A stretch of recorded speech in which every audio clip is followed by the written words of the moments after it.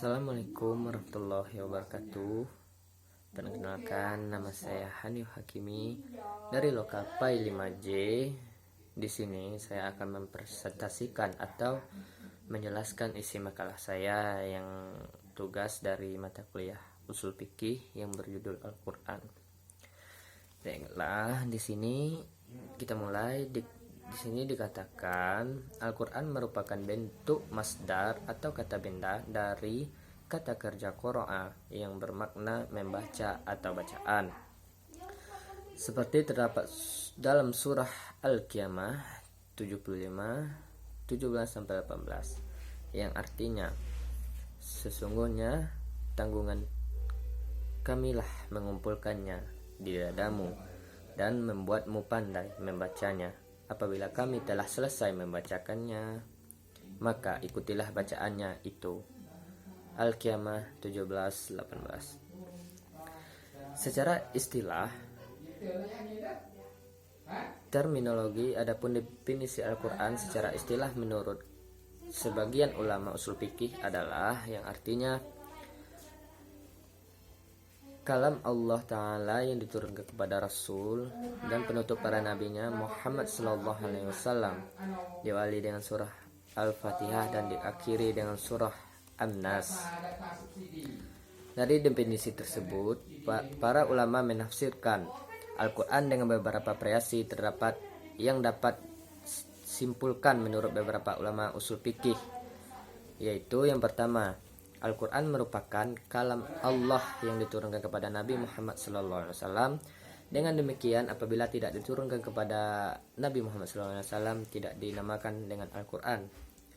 Seperti diantaranya wahyu yang Allah turunkan kepada Nabi Ibrahim atau Zabur, Ismail Taurat, Isa Injil. Memang hal tersebut di atas memang kalamullah, tetapi dikarenakan diturunkan bukan kepada Nabi Muhammad SAW, maka tidak dapat disebut Al-Quran. Dan di sini juga dikatakan Al-Quran adalah bahasa Arab Quraisy, seperti ditunjukkan dalam beberapa ayat Al-Quran, antara lain Quran surah Asy-Syu'ara 192-195 dan Yusuf 2 Az-Zumar 28, An-Nahl 103 dan Ibrahim 4. Maka para ulama sepakat bahwa penafsiran dan terjemahan Al-Quran tidak dinamakan Al-Quran serta tidak bernilai ibadah membacanya, dan tidak sah salat dengan hanya membaca tafsir atau terjemahan Al-Quran. Sekalipun ulama Hanafi membolehkan salat dengan bahasa Farsi atau selain Arab, tetapi kebolehan ini hanya bersifat rukhson atau keringanan hukum. Yang ketiga, Al-Quran dinukilkan kepada beberapa generasi sesudahnya secara mutawatir tanpa perubahan dan penggantian satu kata pun. Al-Bukhari 24. 4. Membaca setiap kata dalam Al-Quran mendapatkan pahala dari Allah, baik berasal dari bacaan sendiri atau hafalan maupun dibaca langsung dari mushaf Al-Quran. Yang kelima, Al-Quran dimulai dari surah Al-Fatihah dan diakhiri dengan surah An-Nas. Tata urutan surat yang terdapat dalam Al-Quran disusun sesuai dengan petunjuk Allah melalui malaikat Jibril kepada Nabi Muhammad SAW. Tidak boleh diubah dan diganti letaknya. Dengan demikian, doa-doa yang biasa ditambahkan di akhirnya dengan Al-Quran, dan itu termasuk kategori Al-Quran.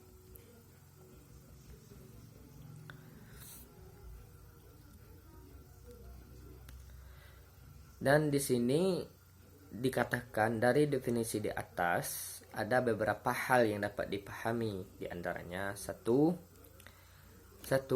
lafal dan maknanya langsung berasal dari Allah, sehingga segala sesuatu yang diilhamkan Allah kepada Nabi bukan disebut Al-Quran, melainkan dinamakan hadis.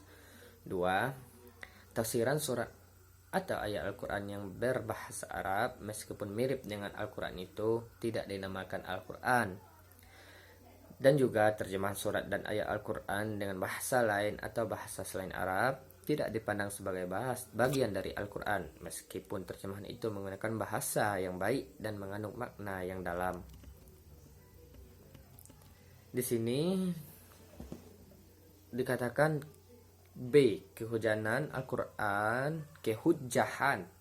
Al-Quran sebagai sumber hukum Islam yang utama. Para ulama sepakat menjadikan Al-Quran sebagai sumber pertama dan utama bagi syariat Islam, termasuk hukum Islam, dan menganggapnya Al-Quran sebagai hukum Islam karena dilatar belakangi sejumlah alasannya. Di sini alasannya diantaranya yang pertama kebenaran Al-Quran, yang kedua kemukjizatan Al-Quran, dan di dalam kemukjizatan Al-Quran ada pun beberapa bukti dari kemukjizatan Al-Quran. Antara lain, di dalam doa Al-Quran terdapat ayat-ayat yang berisi tentang kejadian-kejadian yang akan terjadi di masa mendatang, dan apa-apa yang telah tercantum di dalam ayat-ayat tersebut adalah benar adanya. Dan B. Di dalam Al-Quran terdapat fakta-fakta ilmiah yang ternyata dapat dibuktikan dengan ilmu pengetahuan pada zaman yang semakin berkembang ini. Al-Quran sebagai sumber hukum menurut Imam Mazhab diantaranya: 1. Pandangan Imam Abu Hanifah, 2. Pandangan Imam Malik. Berdasarkan ayat 7 surah Ali Imran, petunjuk lafaz yang terdapat Al-Quran terbagi dalam dua macam, yaitu ayat muhkamat. Muhkamat itu adalah ayat yang terang dan tegas, maksudnya serta dapat dipahami dengan mudah.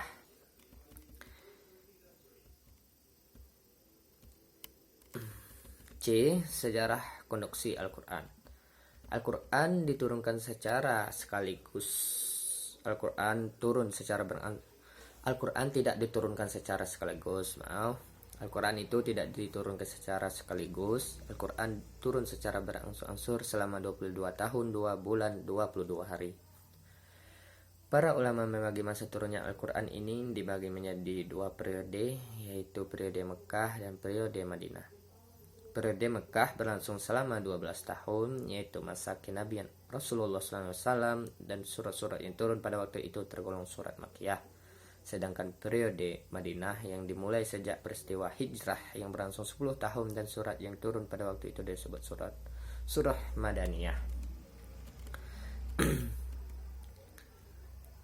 Al-Quran diturunkan kepada Nabi Muhammad SAW itu berbagai cara. Yang pertama, malaikat Jibril memasukkan wahyu itu ke dalam hati Nabi Muhammad SAW tanpa memperlihatkan wujud aslinya. Nabi SAW tiba-tiba saja merasakan wahyu itu telah berada dalam hatinya. Yang kedua, malaikat Jibril menampakkan dirinya sebagai manusia laki-laki dan mengucapkan kata-kata di hadapan Nabi Muhammad SAW. Yang ketiga, wahyu turun kepada Nabi SAW seperti gemerincing. Menurut Nabi SAW, cara inilah orang berat dirasakan, sampai-sampai Nabi SAW mencucurkan keringat meskipun wahyu itu diturunkan di musim dingin yang sangat dingin. Yang keempat, malaikat Jibril turun membawa wahyu dengan menampakkan wujud yang aslinya. Setiap kali mendengar wahyu Nabi Muhammad SAW, lalu menghafal, beliau dapat mengulang wahyu yang diterima tepat seperti apa yang telah disampaikan Jibril kepadanya. Pengumpulan Al-Quran pada zaman Nabi Muhammad SAW terdapat dua cara, yaitu yang pertama, para sahabat langsung menghafalkannya setiap kali Rasulullah SAW menerima wahyu. Yang kedua, para sahabat menulis langsung wahyu yang diturunkan dari Allah Subhanahu wa Ta'ala kepada Nabi Muhammad SAW selama kurun waktu kurang lebih 23 tahun. Dan D. Isi pokok ajaran Al-Quran. Di sini dikatakan begitu luasnya objek saran Al-Quran secara garis besar. Pokok-pokok isi Al-Quran itu meliputi 1. Masalah akidah, 2. Masalah hukum, yang ketiga masalah ibadah, yang keempat masalah sejahtera, yang kelima masalah muamalah, yang keenam masalah sains, yang ketujuh masalah akhlak, yang ke-8 masalah hukum. Fungsi Al-Quran di sini dikatakan sebagai petunjuk manusia dan mana tadi ya? Yang pertama sebagai penunjuk manusia, yang kedua sumber pokok ajaran Islam, yang ketiga peringatan dan pelajaran bagi manusia,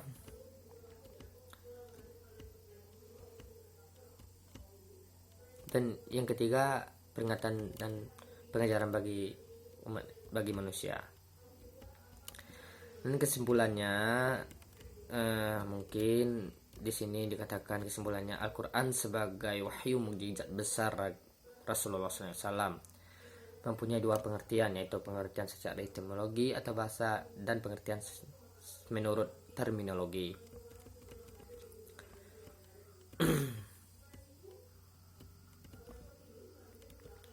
Baiklah, itulah yang dapat saya sampaikan. Lebih dan kurang saya mohon maaf. Saya tutup dengan wabillahi taufiq wal hidayah. Wassalamualaikum warahmatullahi wabarakatuh.